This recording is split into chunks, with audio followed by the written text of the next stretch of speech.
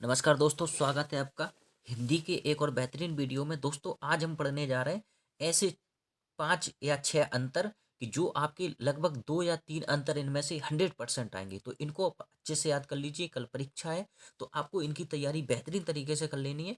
इनको एक भी छोड़ना नहीं है। इनमें से 100% आपके कम से कम 6-7 नंबर के अंतर फंसेंगे।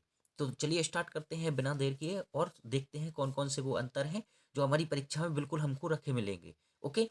पहला है आपका स्थायी भाव और संचारी भाव में अंतर। स्थायी भाव और संचारी भाव इस तरीके से लिखना है आपको, इस तरीके से आपको लिख लेना है पूरा। ठीक है। पहला अंतर क्या है? स्थायी भाव मानव हृदय में सुप्त अवस्था में रहते हैं, संचारी भाव मानव हृदय में जागृत अवस्था में रहते हैं। इसी तरीके की भाषा लिखनी है आपको। ठीक है। दूसरा, स्थायी भाव हृदय में स्थायी रूप से विद्यमान होते हैं, संचारी भाव हृदय में कुछ समय रहकर समाप्त हो जाते हैं। ठीक है। और इसी तरीके से लिखना है, यही भाषा लिखनी, पूरे के पूरे नंबर मिलेंगे। तीसरा है स्थायी भाव उद्दीपन के प्रभाव से उद्दीप्त होते हैं और संचारी भाव अस्थायी भाव के विकास में सहायक होते हैं। ठीक है। और नंबर 4 है, इनकी संख्या 10 है और इनकी संख्या 33 है। दोस्तों, इस तरीके से लिखोगे तो आपके नंबर पूरे में से पूरे मिलेंगे। ठीक है। और अगला है कहानी और नाटक में अंतर। दोस्तों, इनको आपको लिखना है बिल्कुल इसी तरीके से, एक भी छोड़ के नहीं जाना है। मैं बहुत मेहनत से इसको लिख कर लाया हूँ और अच्छी भाषा में लिख कर लाया हूँ। ठीक है। नंबर 1 है इसका कहानी नाटक में अंतर। कहानी श्रव्य काव्य श्रव्य साहित्य होता है, कहानी कही या पढ़ी जाती है। और नाटक दृश्य साहित्य होता है, नाटक का पात्रों द्वारा रंगमंच पर अभिनय किया जाता है ना। नंबर 2 में आ जाएगा आपका कहानी लेखन की अनेक शैलियाँ होती हैं। नाटक केवल संवाद शैली में लिखा जाता है, यानी कि वाद विवाद होता है एक दूसरे से बात करते हुए। तीसरा नंबर है, कहानी का संबंध लेखक और पाठक से होता है। नाटक का संबंध, देखिए, नाटक संबंध किस किस से होता है? लेखक से, निर्देशक से, पात्र से, पात्र दर्शक से, श्रोता से, अन्य लोगों से होता है। और चौथा है, कहानी का प्रभाव थोड़ी देर तक रहता है और नाटक दृश्य साहित्य होने के कारण इसका प्रभाव मन पर अधिक समय तक रहता है। देखिए दोस्तों, कहानी क्या है कि हम सुनते हैं और भूल जाते हैं, लेकिन नए नाटक जब हम देख लेते हैं तो जब हमारे आंखों में वो बस जाता है। ठीक है। तो उसको हम भूलते नहीं है फिर। अगला है आपका, अगला अंतर है, बहुत इंपॉर्टेंट अंतर है, इसको आप छोड़ना नहीं, बिल्कुल आएगा, आपको रखा मिलेगा। ठीक है।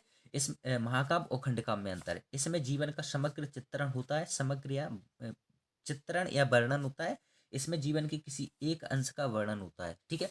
इसमें अनेक रसों की प्रधानता होती है, इसमें मुख्यतः एक ही रस की प्रधानता होती है। ठीक है।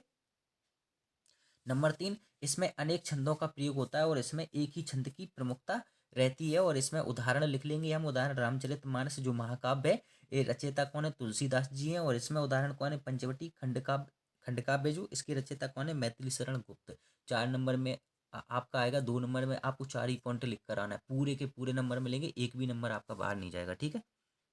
और अगला इंपॉर्टेंट अंतर है छायावाद और रसवाद में अंतर। इन बिल्कुल पूछा जाएगा, बेझिझक आप याद कर लीजिए इसको। इसमें हम अपनी ही आत्मा के दर्शन करते हैं, बिल्कुल सरल भाषा लिख कर लाया हूँ इसीलिए मैं आपको। ठीक है। इसमें हम ईश्वरीय आभा के दर्शन करते हैं। इसमें कल्पना की प्रधानता होती है, इसमें चिंतन की प्रधानता होती है। बिल्कुल सरल है, अच्छे से याद हो जाएगा, है ना, कोई दिक्कत नहीं है।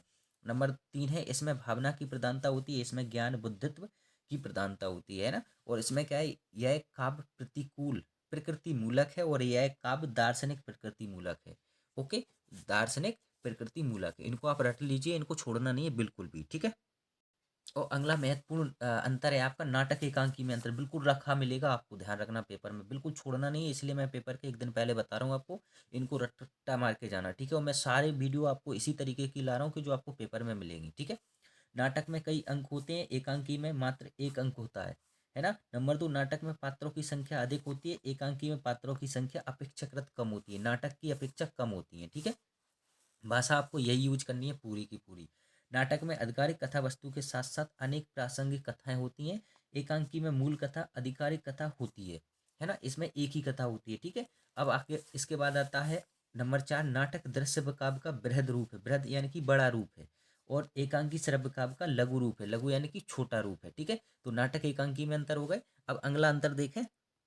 अगला अंतर है हमारा संधि और समास में अंतर। जी भी आपका पूछा जाएगा, ध्यान रखना, इंपॉर्टेंट है, इसलिए इसको कर लेंगे हम। संधि में दो वर्णों का मेल होता है और समास में दो पदों का मूल होता है। देखिए, वर्ण वर्ण अक्षरों से मिलकर बनते हैं, पद अक्षरों से मिलकर शब्द बनते हैं। ठीक है।